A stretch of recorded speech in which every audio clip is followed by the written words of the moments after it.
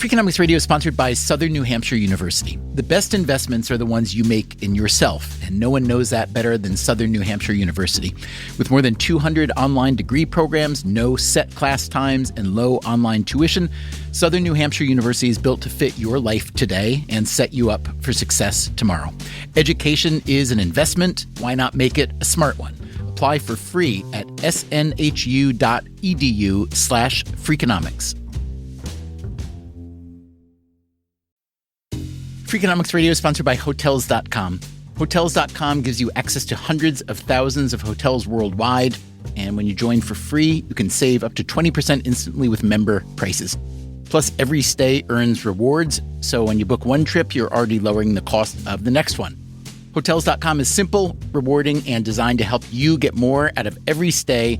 Sign up for free and book today. Hotels.com. It's all in the name. Freakonomics Radio is sponsored by Amica. You know what they say, if you want to go fast, go alone. If you want to go far, go together. So go with Amica and get coverage from a mutual insurer that's built for their customers, one that looks after what's important to you together. Auto, home, life, and more, coverage that fits your unique needs. Amica helps you protect what matters most. Visit amica.com and get a quote today.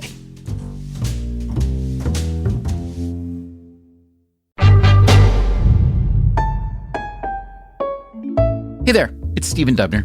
We are taking a couple weeks off around here, so we are replaying for you our 2023 series, Everything You Never Knew About Whaling. This is part 2 of the series. You don't need to have heard part 1 to enjoy this one, but if you want to listen to that one first, it is right there in your podcast app. We have updated facts and figures when necessary. As always, thanks for listening. I've never eaten whale, as far as I know. Have you? Yes, I'm afraid, if I dare to say that on American radio, but I have. Bjorn Basberg is an economic historian at the Norwegian School of Economics in Bergen. Bergen is the second largest city in Norway. 100 years ago or more, it was the capital of Norway, and the people in Bergen, they tend to think that they are still the capital. Basberg recently retired from his teaching position. Actually, in Norway, it's mandatory. So I turned 70. That's a mandatory age of retirement. You have more time for whaling expeditions, at least? Not whaling expeditions, but maybe expeditions. I go to Antarctica once in a while to at least study the whaling heritage there. I've been actually for 30 years now involved with industrial archaeology projects in Antarctica, especially the subantarctic island of South Georgia, that was for many years a center of Antarctic whaling. So Basberg's primary activity around whaling is research, but as we heard, he has also eaten his share. It tastes quite good if you put it on the barbecue, on the grill. It's like a beef, so it's tasty. And you can also eat it in thin slices, raw as carpaccio? Sort of carpaccio, yes. When we as kids had whale meat served by our mothers, we didn't like it very much. It had sort of a cod liver oil taste. It depends very much how you treat it. If you go to Japan, I remember I saw a book of recipes for whale in Japan, and there were several hundred recipes, and they are using every bits and pieces of the whale in a very different way than we are used to here in Norway. Although whale hunting has happened for centuries in just about every place near an ocean, today there are just 3 countries where commercial whaling is still practiced: Norway, Japan, and Iceland. But it's no longer a big business. Norway today has only about a dozen whaling ships, which take in some 500 whales a year. In Iceland, the whaling season has been canceled for 2 years in a row now. In our previous episode, we learned how big the whaling industry used to be, especially in 19th century America. This was early capitalism unleashed on the high seas. It was an extremely lucrative and important industry. But by the late 19th century, the American whaling industry collapsed. Whale oil had lit the world for decades, but it was being replaced by fossil fuels and eventually electricity. As for the meat, well, Americans never took to whale meat. But the biggest driver of the U.S. whaling collapse was the dynamism of the American economy. There were too many new jobs that paid better and were safer than working on a whaleboat. But when America faded from the scene, commercial whaling didn't end. In fact, it got bigger and bigger well into the 20th century. The jobs just went elsewhere. In terms of the national economy, it was substantial for the Norwegian economy for some years. Today on Freakonomics Radio, we continue our series, Everything You Never Knew About Whaling. First, we find out what it was that made tiny Norway a world leader. The thing about these whales, they tend to sink quickly. We'll hear why most countries abandoned whaling and why the outliers didn't. They just saw this as another swing against them in a long string of them from the West. And we'll hear from the whales themselves. They were actually singing songs. Seriously, songs.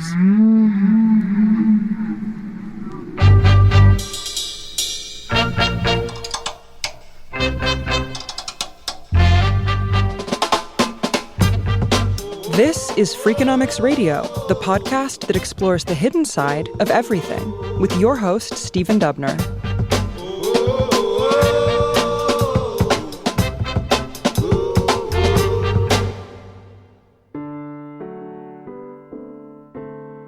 The International Whaling Commission, or IWC, is a volunteer body responsible for the management of whaling and conservation of whales.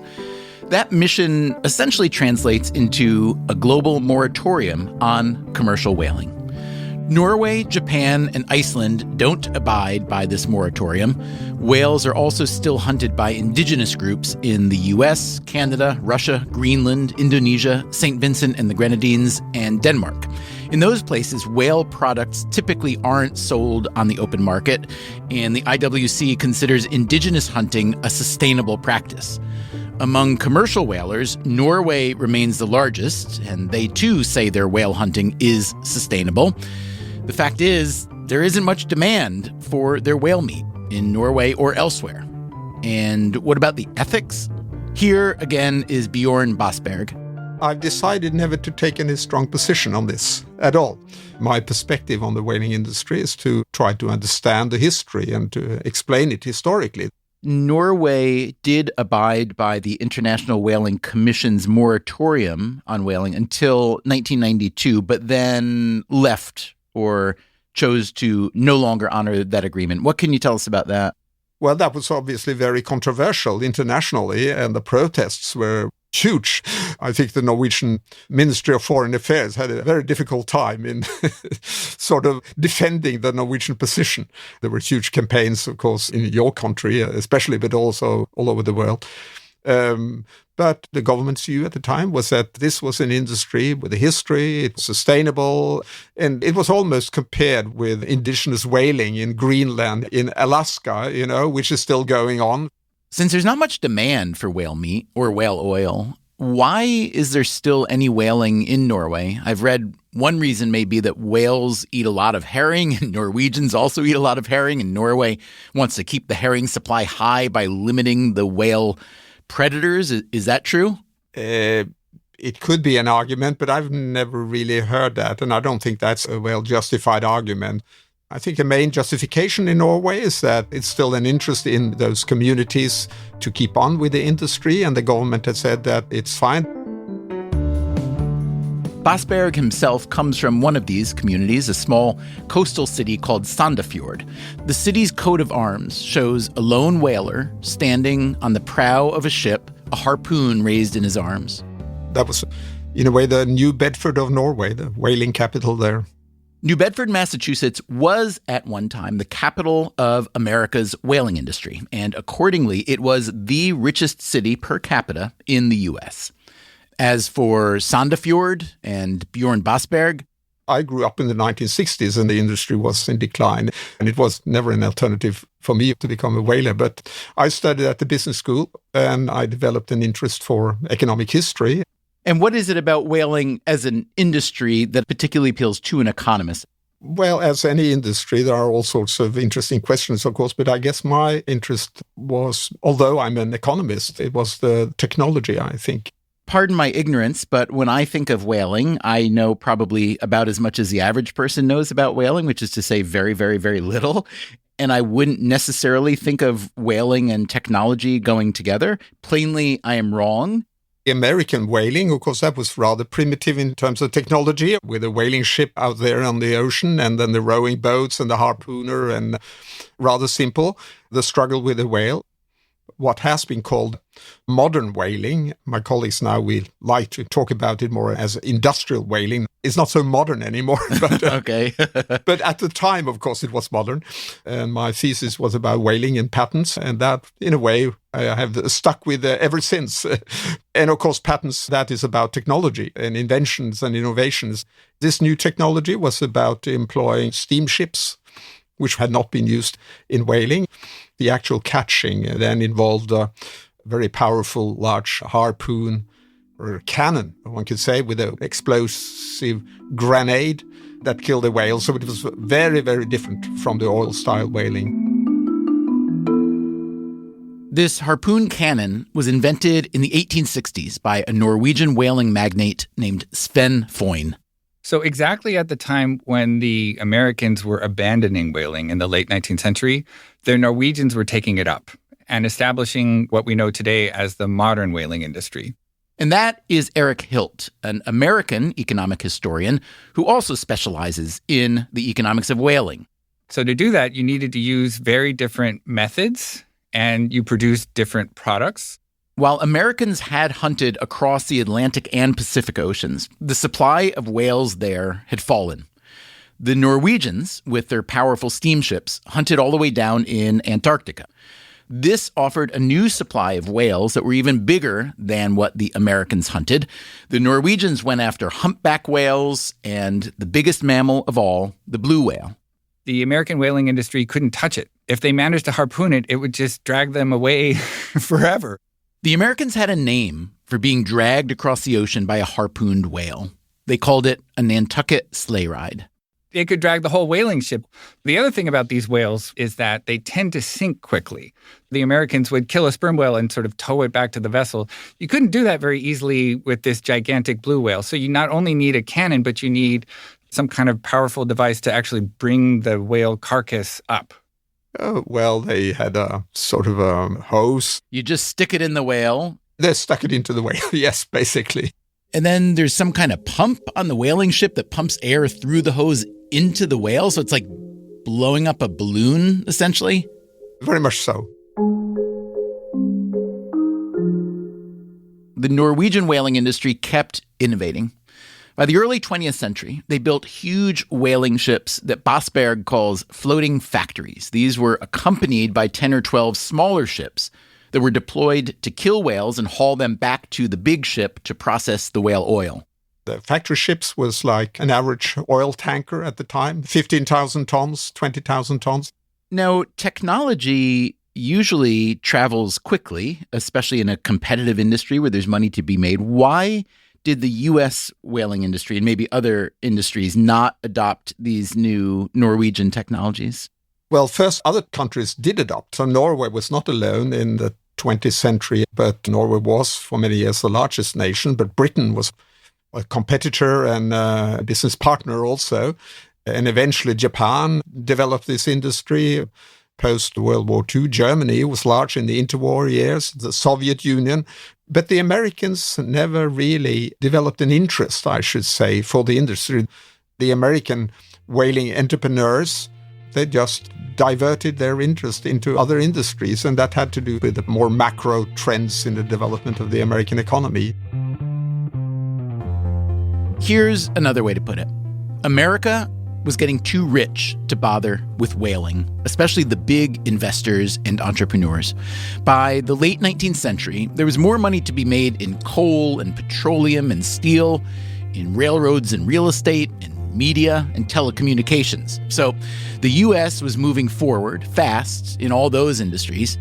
And how about Norway? Not so much.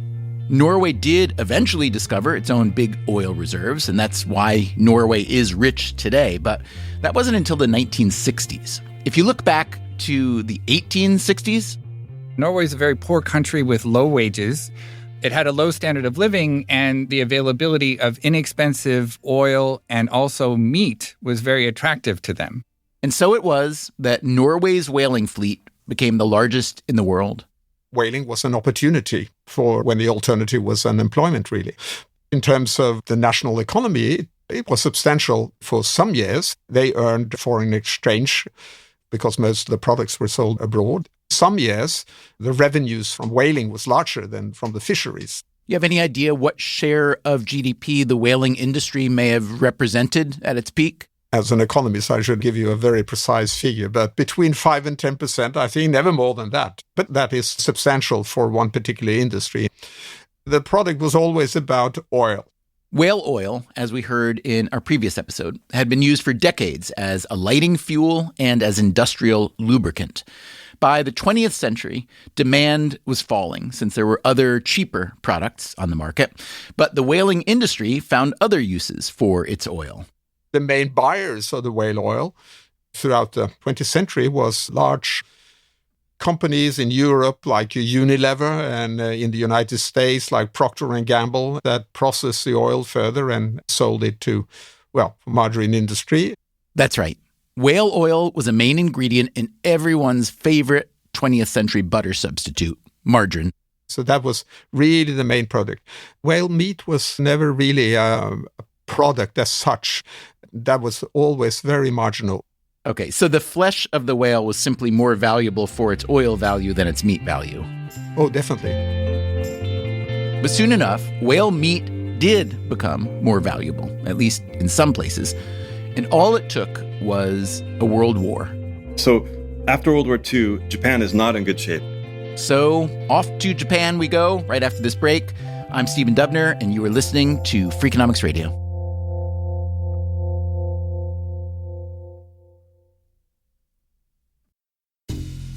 Freakonomics Radio is sponsored by Southern Company. The world and its energy needs are always changing. Southern Company's commitment to meeting this demand stays the same.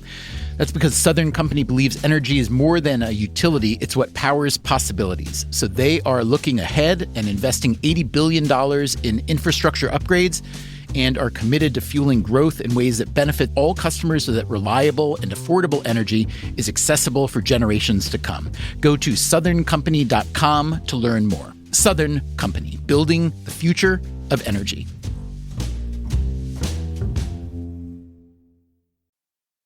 Freakonomics Radio is sponsored by Range Rover Sport, a vehicle that blends power, poise, and performance. With a distinctly British design, the Range Rover Sport is built to take on roads anywhere. Free from unnecessary details, its raw power and agility shine. Combining a dynamic sporting personality with elegance and agility, it delivers an instinctive drive. Its assertive stance hints at an equally refined driving performance. Defining true modern luxury, the Range Rover Sport features the latest innovations in comfort and convenience. The cabin air purification system, alongside the active noise cancellation, creates a new level of quality, comfort, and control.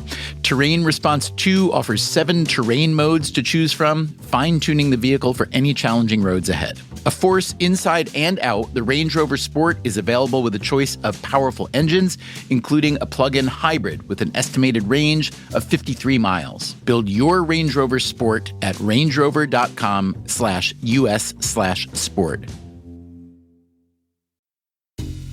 Freakonomics Radio is sponsored by TalkAboutPD.com. Let's talk about Peyronie's disease, or PD. It's not widely talked about, and some men may feel reluctant to bring it up, but it's more common than you would think. PD can happen when scar tissue builds up under the skin of the penis, causing a curve with a bump during an erection that for some men may lead to pain during intimacy and impact mental health.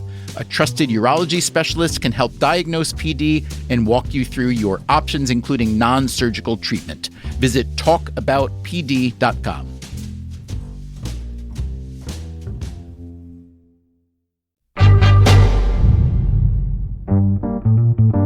When Japan surrendered to the Allies in 1945, putting an end to World War II, American forces under General Douglas MacArthur occupied Japan and took the lead in rehabilitating the nation.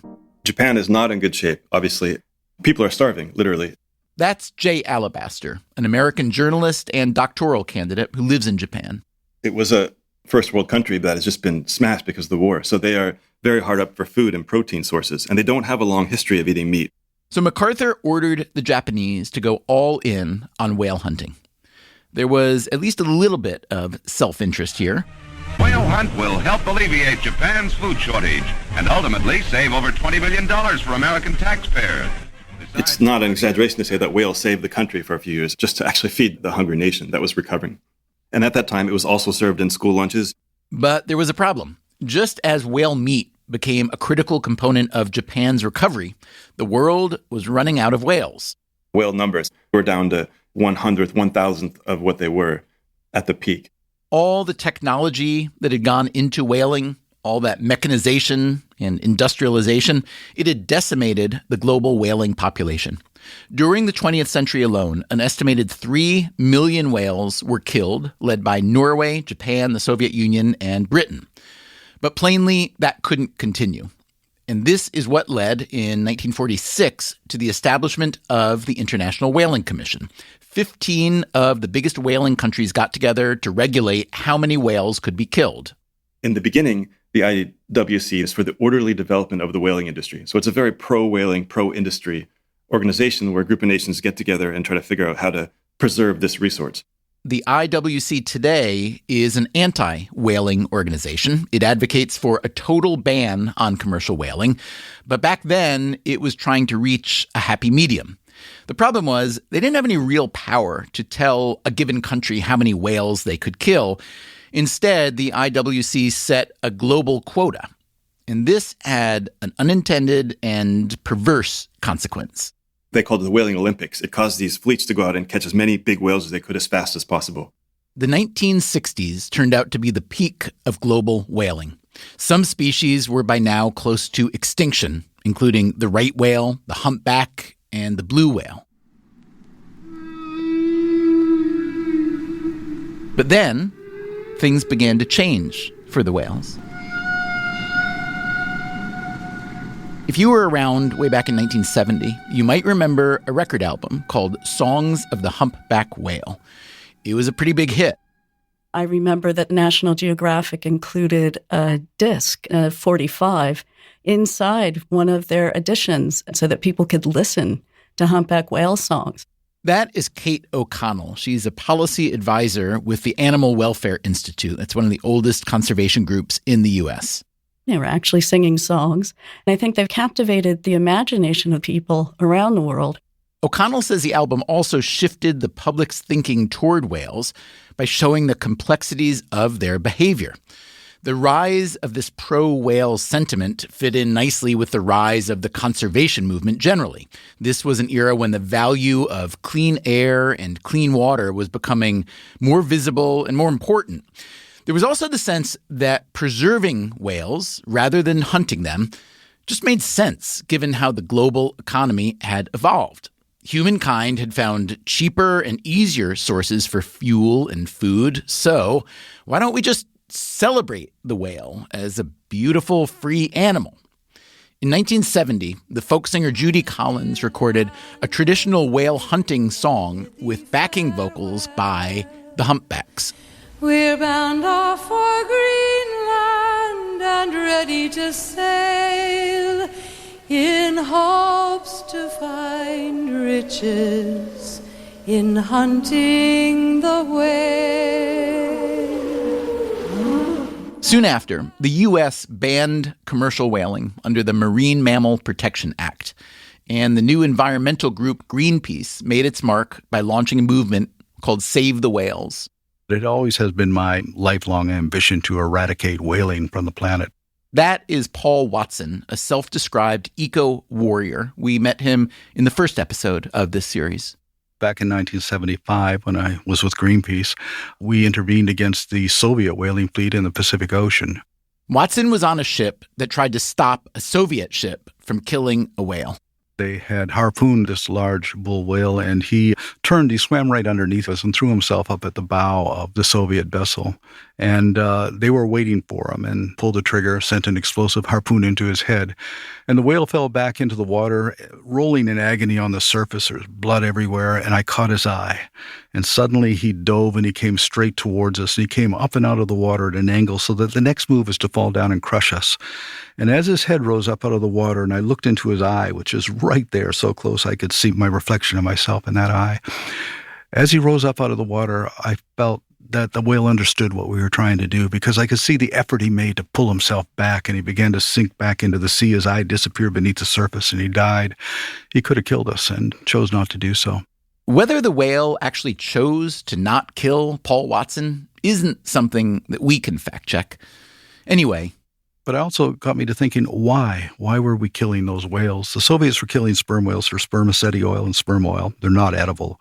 And the primary use for that was in the construction and maintenance of intercontinental ballistic missiles. This is something we can fact check. It is true that the Soviets used sperm whale oil for military purposes, but they also killed lots of other kinds of whales, mostly to comply with the directives of their centrally planned economy. There wasn't much demand for whale oil or meat in the Soviet Union.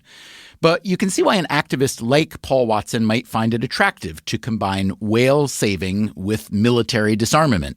And I said to myself, here we are destroying these incredibly beautiful, intelligent, self-aware, sentient beings for the purpose of making a weapon meant for the mass extermination of human beings. And that's when it just struck me. We're insane. So I said to myself from then on in, I'm going to do this for them. Not for us, but for them. News of Paul Watson's encounter with the Soviet ship helped drive the Save the Whales movement. But Watson's confrontational tactics weren't well received within Greenpeace, and he was ousted by their board. He continues to use similar tactics today under the name of the Captain Paul Watson Foundation. He says that direct action, like interfering with whaling ships or even sinking a whaling ship, is justified by the horror of whale hunting. Our bottom line is we don't hurt anybody. It's a strategy called aggressive nonviolence. I'm curious to know whether you interact or have interacted much with whalers directly and tried to understand their perspective. I've had many sit-down debates with whalers, ex-whalers in Australia, whalers in Norway, many at the International Whaling Commission. Not with the Japanese, they just refuse. We tried ourselves for months to sit down with whalers to hear their perspective. Apparently, the few remaining commercial whalers are so used to seeing their industry portrayed as barbaric that they avoid speaking publicly. After this series was first published, we did finally hear from one Norwegian whaler named Bjorn Andersen. You'll hear that conversation later in this series. Meanwhile, we'll hear more from Jay Alabaster about how he gained the trust of Japanese whalers. I had to give this speech in front of them, and they debated and debated. That's coming up after a quick break. I'm Stephen Dubner. This is Freakonomics Radio. We'll be right back.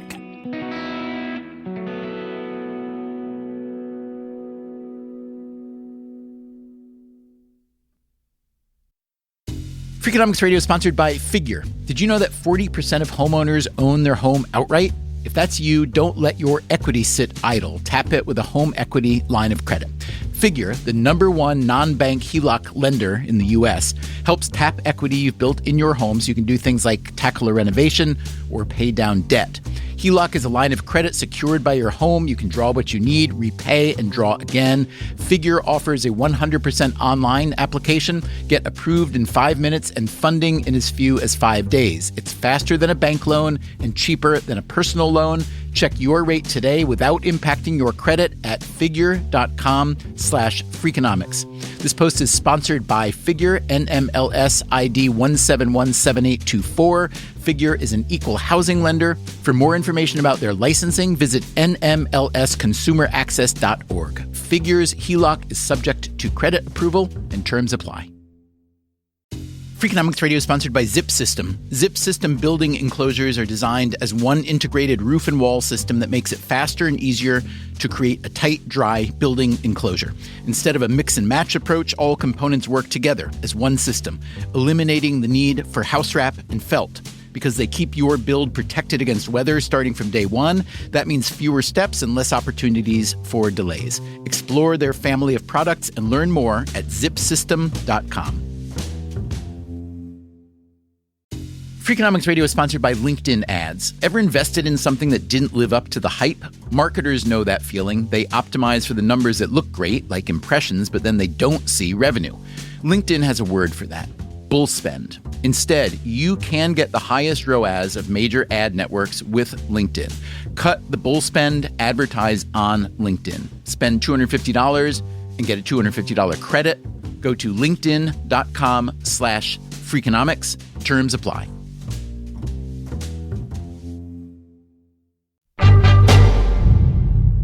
In 2009, the world was shocked to see the Japanese whaling industry on the big screen. Right now, I'm focusing on that one little body of water where that slaughter takes place.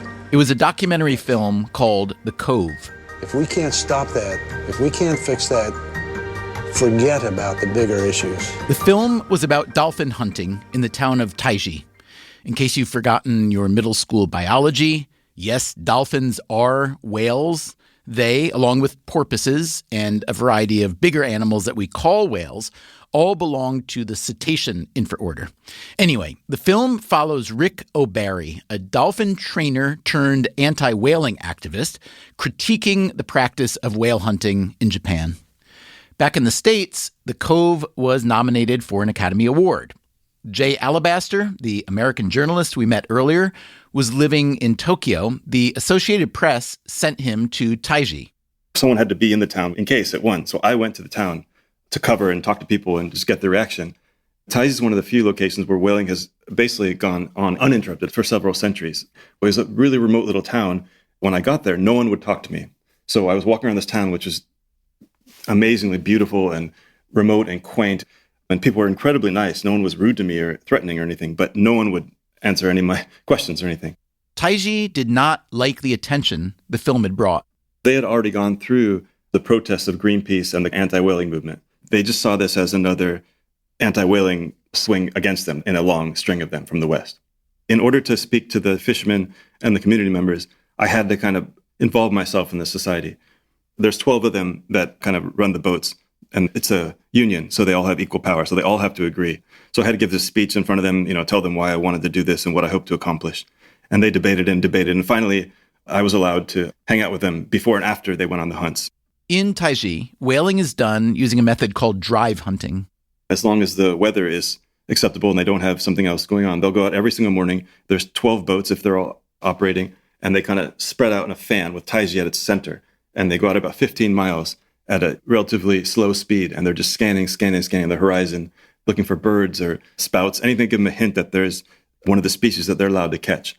And if one of them finds a species, he'll call it in on the radio, and the 12 will have like an impromptu conference on their wireless radios. And if they decide to go for it, they'll all assemble behind the pod, and they'll line up the boats. And then they have these metal poles that are kind of flanged at the bottom, and they'll put the flange side into the water. And they're very long, they're very coordinated. They'll just push the pod slowly towards Taiji. And then they get them to a certain cove, the cove, and seal it off with ropes, and then either take the animals for meat or live for show animals. That's one thing that's unique on Taiji, is that because they do this method of hunting, the animals aren't killed at sea. Alabaster tried to learn about the economics of whaling in Taiji. The prices are quite hidden. They're not published anywhere, so it's quite difficult to get a hard read.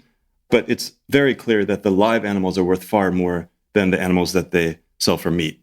They only actually eat two commonly. The short-finned pilot whale and the striped dolphin are the two that are celebrated. And one of those animals will go for between $500 and $1,000, I think, for meat. But another animal, say a bottlenose dolphin, which is the show animal that you often see in aquariums, kind of the flipper, they can go for $10,000, $20,000. So there's a huge difference there. The film about Taiji whaling condemns both the killing of whales for meat and selling them to a dolphinarium. When I started out, there were only 3 dolphinariums. Today, it's become a multi-billion-dollar industry. And all of these captures help create the largest slaughter of dolphins on the planet. And the winner is The Cove.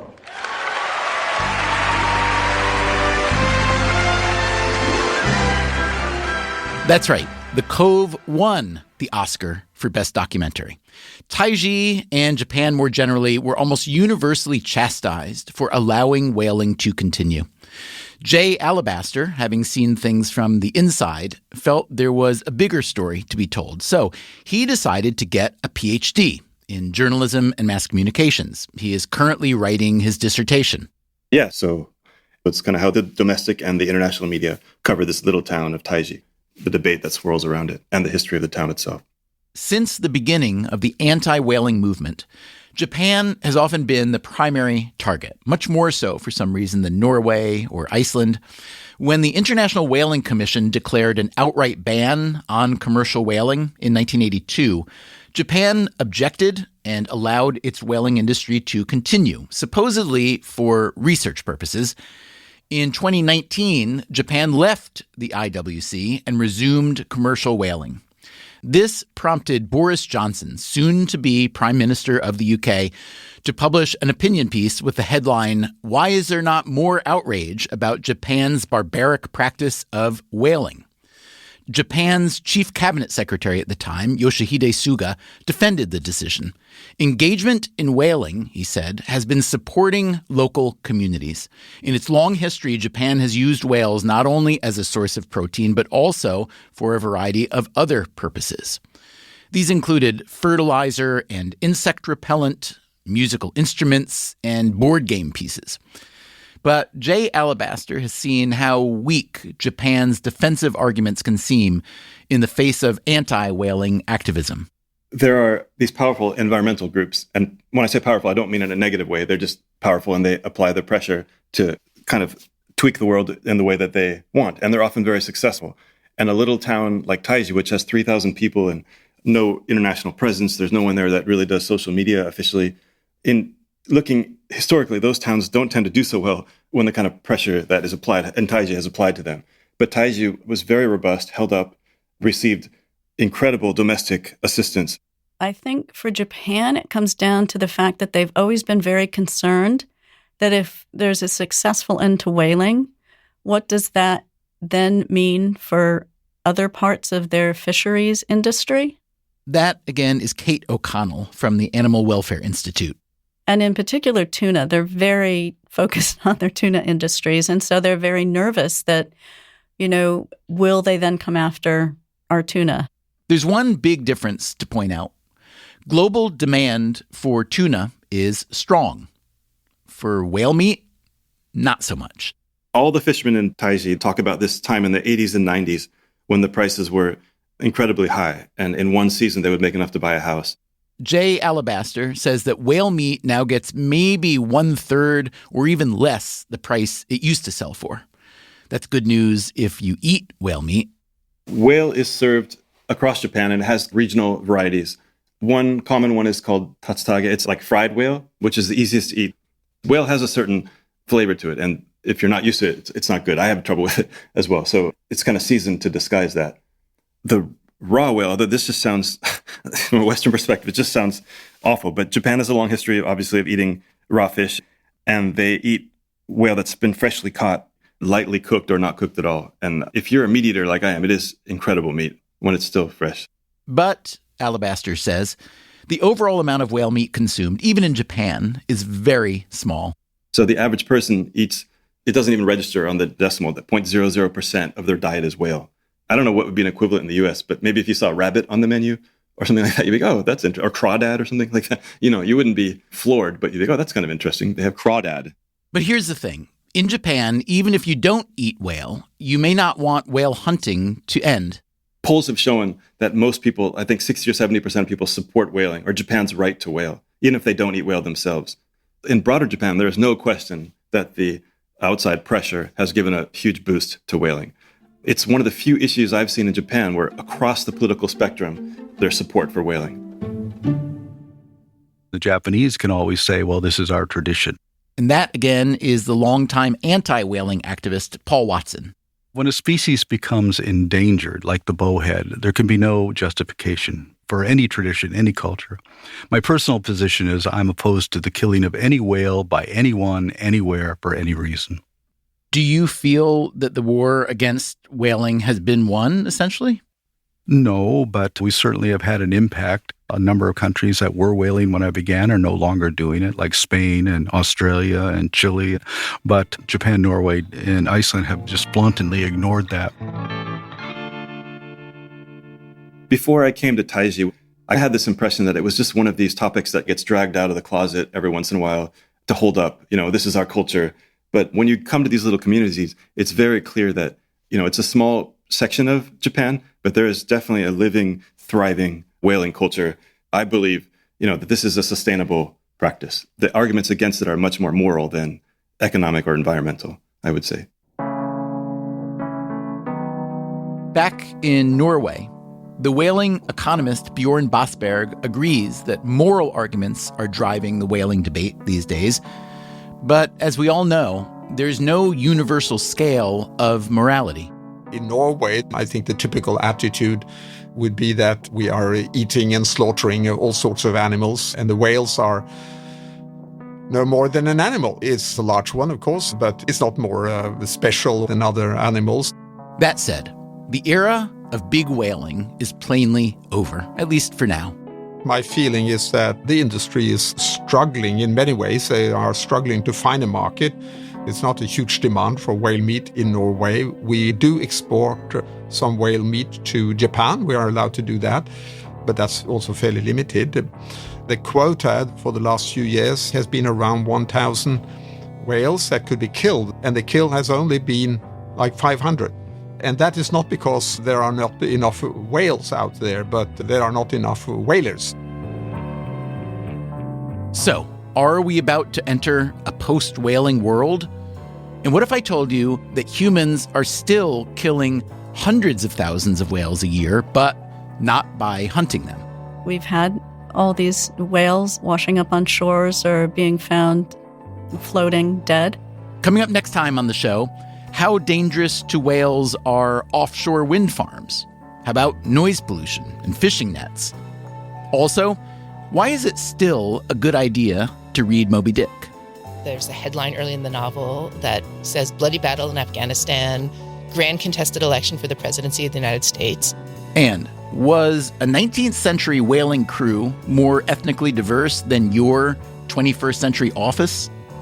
All that in the third and final episode of Everything You Never Knew About Whaling.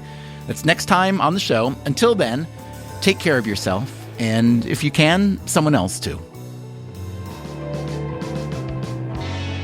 Freakonomics Radio is produced by Stitcher and Renbud Radio. You can find our entire archive on any podcast app, also at Freakonomics.com, where we publish transcripts and show notes. This episode was produced by Zach Lipinski.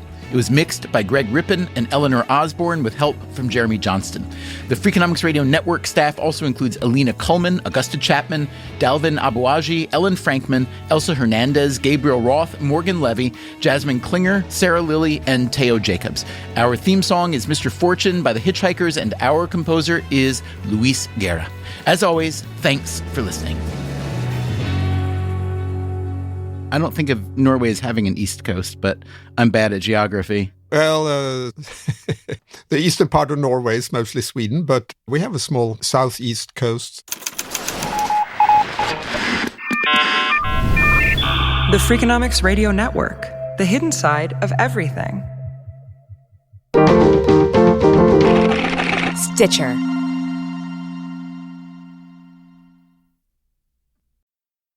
Freakonomics Radio is sponsored by Ozempic. Innovation happens through rethinking what's possible, and when it comes to GLP-1s, Ozempic Pill does just that.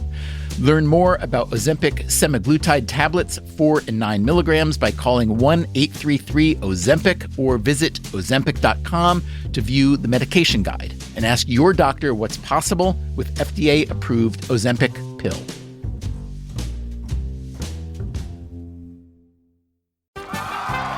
Welcome back to Should I See a Doctor?